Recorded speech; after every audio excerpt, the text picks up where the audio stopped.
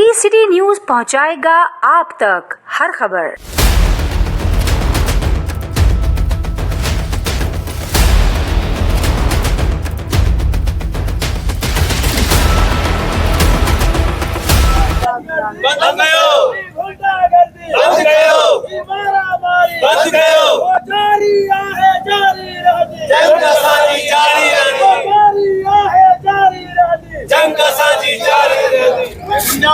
बंद करो।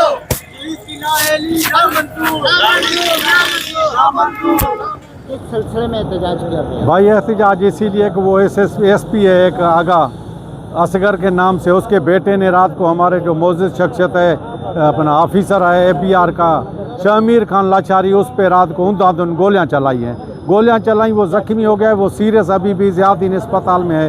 एक गोली उसकी निकली है, 2 गोलियां और फंसी पड़ी नहीं निकली है, वो अभी होश में नहीं आया। हमारा ये एहतजाज इसीलिए कि जवाबदार अरेस्ट करो, कानून के कटघरे में लाओ, शमीर खान को इंसाफ दो। हमारा ये मुतालबा वज़ीर आला से, IG से, जितने सरबराह एजेंसियों के, उनसे ये है कि हमारे इंसाफ हमें चाहिए, हमारे साथ इंसाफ करो, उनको अरेस्ट करो, कानून के कटघरे में लाओ। गुंडागर्दी बंद करो।